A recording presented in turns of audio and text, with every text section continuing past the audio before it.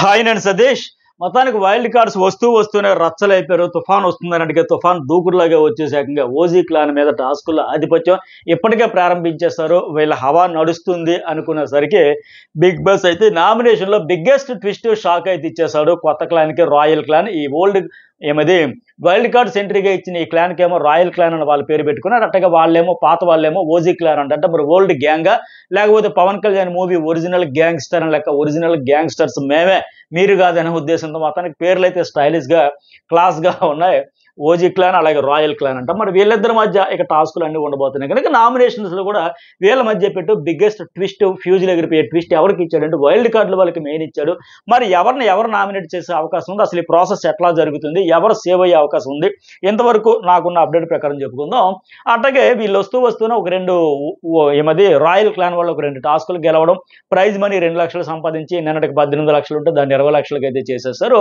ఇంకా nomination process కూడా ఏంటంటే ఫోటోలు మెడలో వేయాలా లేకపోతే ఫోటోలకి దండలు వేయాలా, ఈ టైప్. అంటే బిగ్ బాస్ హౌస్లో మీ జర్నీ ముగింపు వచ్చేసింది అనే కాన్సెప్ట్తో ఈ ఫోటోల చుట్టూ ఎట్లాగైతే టాస్క్ ఈ కాన్సెప్ట్ అయితే నడిపిస్తున్నాడు.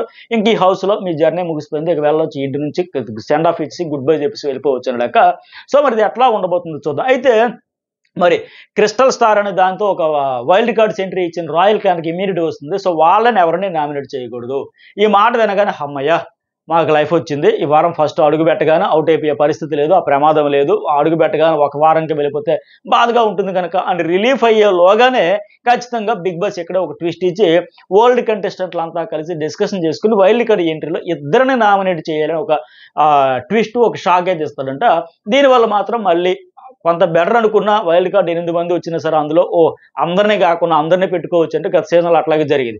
వచ్చిన వాళ్ళు వచ్చినట్టే పెట్టడంతో అయ్యో ఒక వారమైనా వాళ్ళకి అవకాశం ఇవ్వాలి కదా ఆడడానికి, ప్రూవ్ చేసుకునేదానికని అడుగు పెట్టగానే నామినేషన్ ఏంటని ఫీలింగ్ వచ్చేది. బట్ ఇప్పుడు ఏంటంటే అందరినీ కాకుండా ఒక ఇద్దరికి అది పెట్టాడంటే పాపం ఇద్దరికైనా ఎవరికైనా కష్టమే. అరే ఏంటి అడుగు పెట్టగానే నామినేషన్ ఏంటి అని లెక్క. అయితే మరి ఇంకా నామినేషన్స్ కూడా హరితేజ స్టార్ట్ చేస్తుందని తెలుస్తుంది.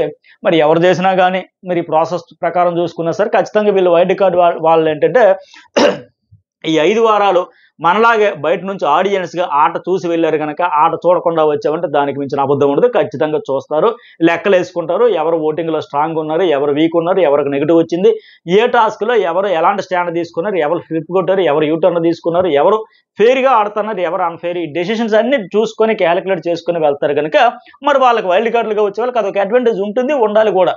మరి ఇన్ని రోజుల తర్వాత 5 వారాల తర్వాత ఎంట్రీ ఇచ్చేటప్పుడు మరి ఆ మాత్రం కూడా ప్లస్ పాయింట్ ఎట్టా. సో మేము చూడలేదంటే అబద్ధమే. ఖచ్చితంగా అన్ని వారాలు రెగ్యులర్గా చూడకపోయినా చూస్తున్నారు, వెళ్తారు.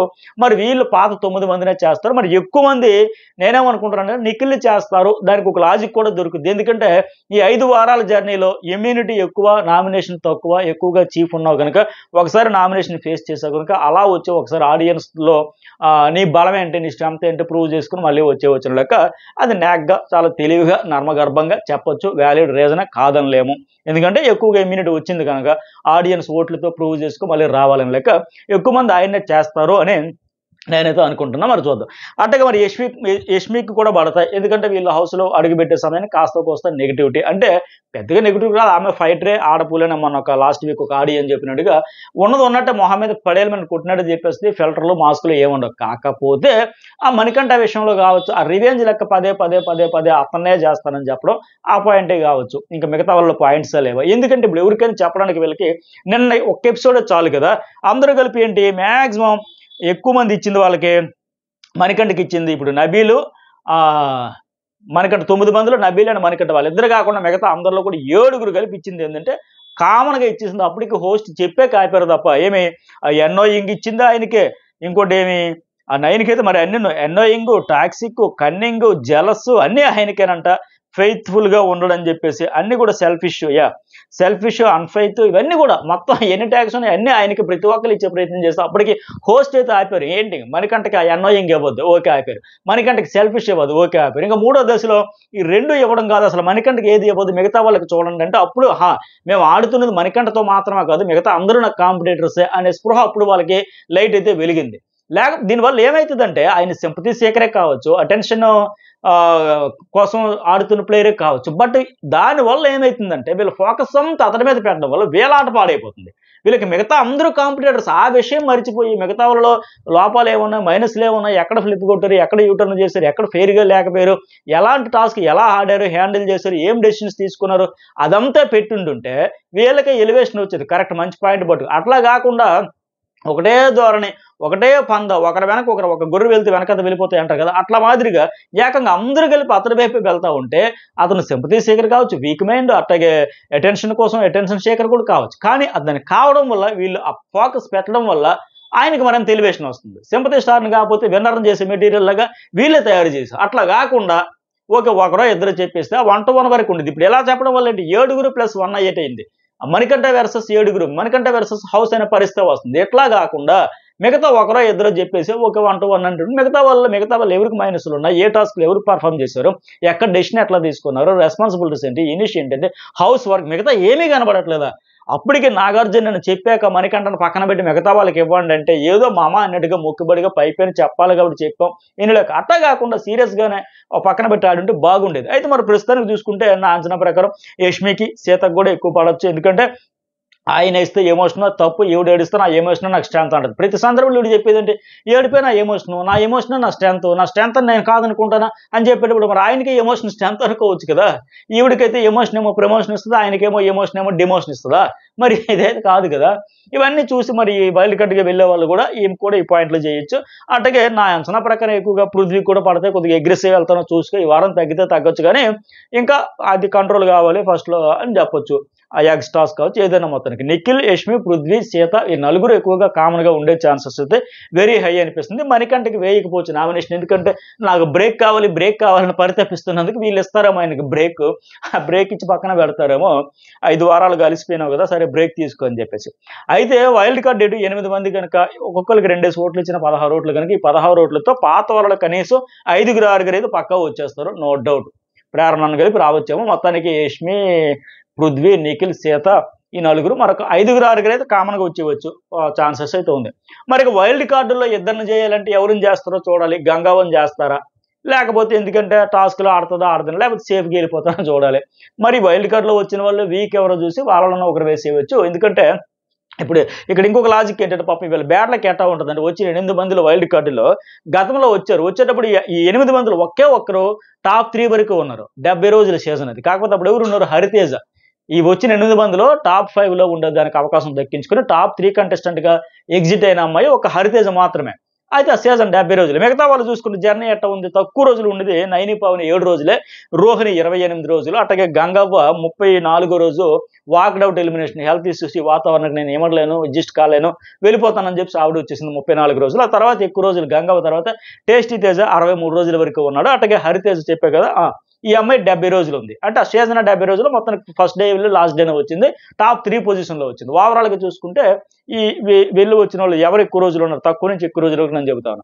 ఆ తర్వాత మెహబూబ్ దిల్సా, అతను కూడా 70 రోజులు ఉన్నాడు. అంటే హరితేజ, మెహబూబ్ దిల్సా సేమ్ ఫస్ట్ డేనే వెళ్ళారు, 70 రోజులు ఉన్నారు. కాకపోతే ఆ అమ్మాయి టాప్ 3, ఇతడేమో 70 రోజు వచ్చారు. అది 105 రోజుల షో కనుక ఆ సీజన్. అట్లాగే అవినాష్ అప్పుడు వైల్డ్ కార్డే, ఇప్పుడు వైల్డ్ కార్డ్. అప్పుడు 11వ రోజు 91వ రోజు వచ్చి అంటే 80 రోజుల జర్నీ, ఆయన కూడా ఎక్కువ రోజులు ఉన్నాడు. అలాగే గౌతమ్ కృష్ణ అందరికంటే ఎక్కువ రోజులు ఉన్నాడు. ఒక డే 1 వెళ్ళి 91 రోజులుగా 91వ రోజుకి వచ్చాడు. సో ఎట్లా తక్కువ రోజులు ఉండేది నైని, ఎక్కువ రోజులు ఉండేదేమో ఇతడు, టాప్ 5లో ఉన్నదేమో ఆ అమ్మాయి హరితేజ్. ఎట్లా వీళ్ళ జర్నీకి సంబంధించి గత సీజన్లో వీళ్ళ ఎగ్జిట్లు, ఎంట్రీలు, ఎగ్జిట్లు అన్నీ కొద్దిగా ఇంట్రెస్టింగ్ ఉన్నాయి. మరి ఇప్పుడు ఎవరికి ఎక్కువ రోజులు ఉండే వాళ్ళకి మళ్ళీ ఈసారి జర్నీ వేగంగా ముగిసిపోద్దా? ఎందుకంటే ఆల్రెడీ ఎక్కువ రోజులు ఉన్నారంటే కాస్త ఫ్యాన్స్ కనెక్ట్ అయ్యి ఓట్లు వేశారని అర్థం. మరి ఈసారి కూడా వాళ్ళందరూ కనెక్ట్ అవుతారా, కనెక్ట్ అయ్యేలా వీళ్ళు ఆట ఆడతారా, లేకపోతే ఇలా వచ్చి అలా వెళ్ళిపోయే వాళ్ళ ఇద్దరు ఎవరు అవుతారో ఏమవుతారో చూద్దాం. మరి మీ దృష్టిలో పాత వాళ్ళలో ఎవరు నామినేట్ కావాలని కోరుకుంటున్నారు, అలాగే కొత్త వాళ్ళలో వైల్డ్ కార్డులు వచ్చిన వాళ్ళు ఎవరు చేస్తే బెటర్ అనుకుంటున్నారో కామెంట్ చేయండి. మరి ఎందుకు తప్పదు, బిగ్ బాస్ అయితే ఆప్షన్ పెట్టేసరికి ఇద్దరు అన్నారు కనుక నాకు తెలిసి 95% మంది ఏమంటారంటే అసలు అవసరమే లేదండి, ఇప్పుడే కదా వచ్చారు అనుకోవచ్చు. బట్ ఇంకా లేదులే, మరి ఇటు పెట్టిన తర్వాత వెళ్తే బెటర్ అనుకుంటే ఎవరైతే బెటర్ అనేది చెప్పండి. అట్లాగే ఈ నబీల్ ఏమో బెడ్రూమ్స్ అలాట్ చేశాడంట. జేబ్రా బెడ్రూమ్ ఏమో గంగవ్వ, రోహిణి, టేస్టీ తేజ, మెహబూబ్ దిల్సే, అవినాష్, గౌతమ్ వీళ్ళకి ఇస్తే ఆ పీకక్ బెడ్రూమ్ ఏమో హరితేజ, నైనిక వాళ్ళకి ఇచ్చాడంటే ఇక వచ్చిన సినిమా వాళ్ళు కూడా టాస్క్లు ఆడిస్తారు. స్టార్టింగ్లో చెప్పే కదా ఒక 3 టాస్క్లు ఆడించారు, 2 రాయల్ క్లాన్ గెలిచిందని.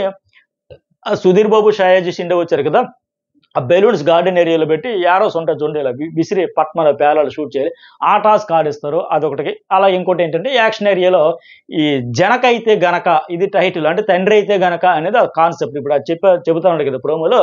ఆ ఏమైంది, ఫైనాన్షియల్ ప్రాబ్లమ్స్ ఉండి పిల్లలు అప్పుడే కనకూడదు అనుకున్న దశలో అనుకోకుండా ప్రెగ్నెంట్ అవుతుంది భార్య. సో అప్పుడు కాండమ్ కంపెనీ మీద మేము కేసు పెడతాం, ఇది కాన్సెప్ట్ ఆ సినిమా. అందుకే జనకైతే గనక అంటే తండ్రి అయితే గనక అనే కాన్సెప్ట్ పెట్టారు. ఈ సుహాస్ సంకీర్తన పేరు.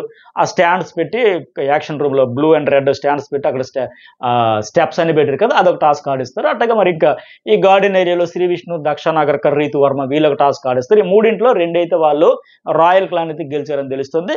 ఇంకా ఎపిసోడ్ అయిపోయిన వెంటనే ఎవరి జర్నీ ఏవీలు ఇవన్నీ చూస్తాం కదా, అయిపోయినట్టు రివ్యూ చేసుకుందాం. అయిపోయిన వెంటనే ఫుల్ డీటెయిల్స్తో పక్కా క్లారిటీ 100% ఇన్ఫర్మేషన్తో ఎవరు చేశారు, ఎవరెవరు వచ్చారు, ఎవరు సేఫ్ జోన్లో ఉంటారు, నామినేషన్ సంబంధించి ఫుల్ ప్రాసెస్ ఫుల్ డీటెయిల్స్తో మరొక వీడియో అప్లోడ్ చేస్తా.